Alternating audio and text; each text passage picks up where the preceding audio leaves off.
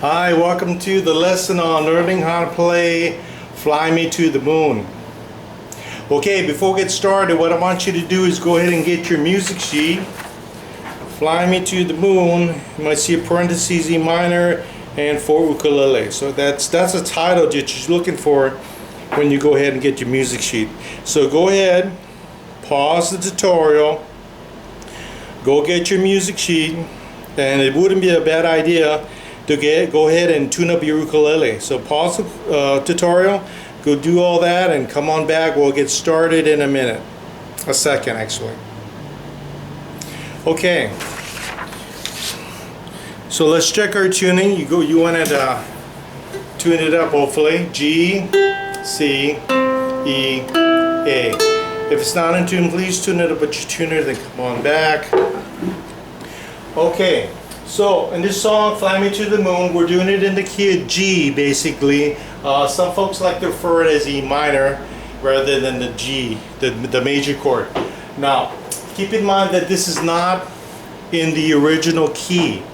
However, if you've already taken my Ukulele 2 course and my premium course, I teach you how to transpose in those courses.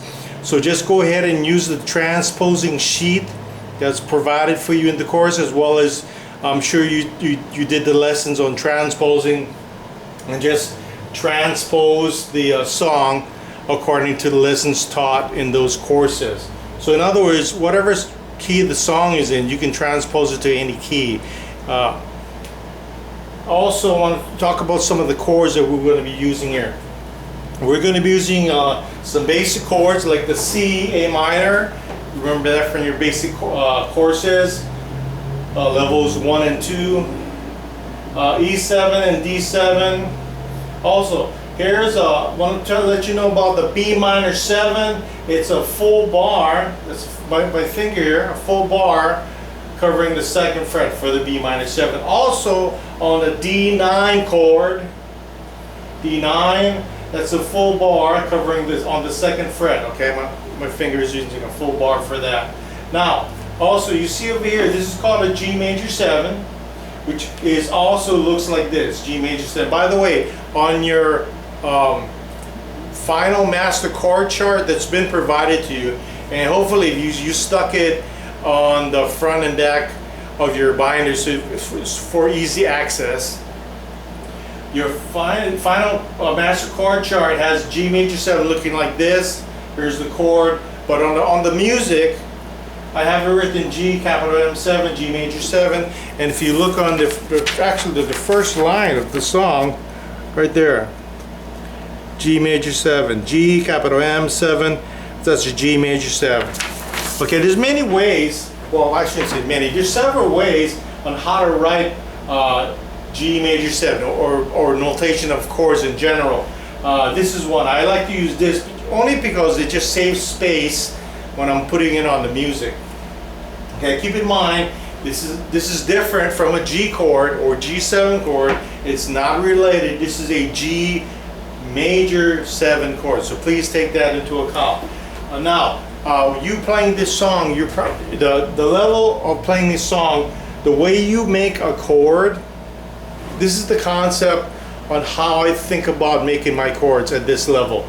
I think about making my chord, yes, we want to think about making our chord as easy as possible, but we also want to think about making our chord to set us up for the next chord that's coming up. Okay, so I'm going to talk about the E minor 7 and the A minor 7 just to give you an example.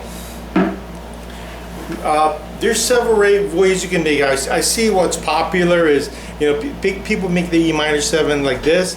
I make my E minor 7 like this, and the reason for that is because it sets me up for the next chord, which is an A minor 7 on the 3rd fret over there.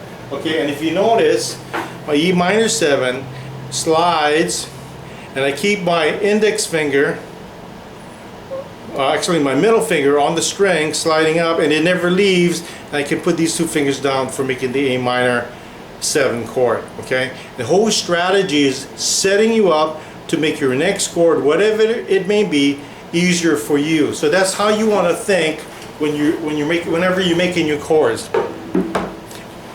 Keep in mind, we want to make it so that it's as easy as possible, but always keep in mind that you want to make it your chord to help you set you up to going to your next chord. Now, if you find this a little challenging, you probably want to go to the previous tutorial that precedes this on your syllabus, which shows you how to effectively prepare you for making the chords for this song.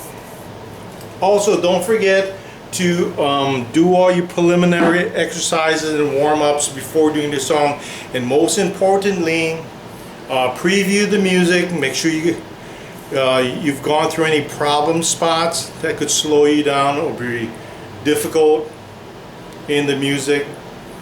Try to work them out first, then start the song. So here we go. We're going to start the song. I'm going to assume that you did all that already, and we're going to do it together. Starting with a 4 count, starting on the E minor 7. Here we go. 1, 2, 1, 2, 3, 4. Fly me to the moon and let me play among the stars.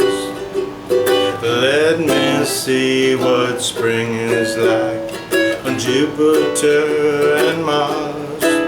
In other words, hold my hand. In other words, darling, gives me. Fill my heart with song and let me sing forevermore. You are all I long for, I've worshipped and adored. In other words,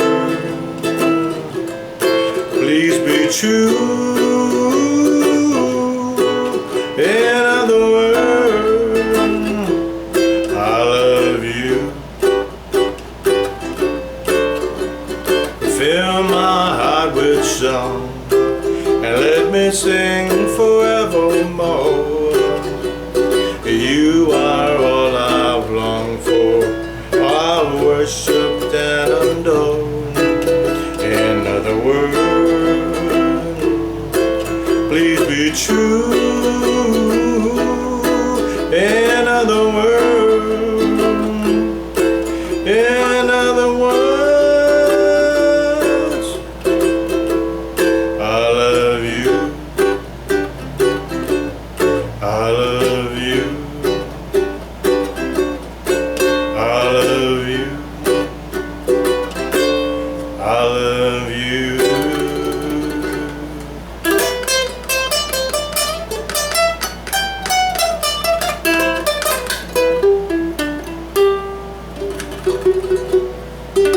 Okay, so all the techniques that you've seen in the song have been covered in the previous courses.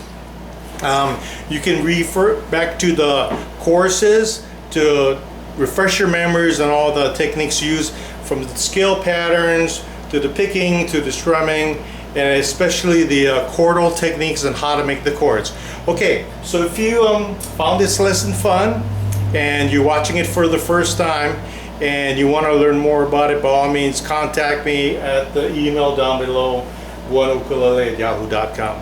Okay, other than that, we'll see you for the next lesson.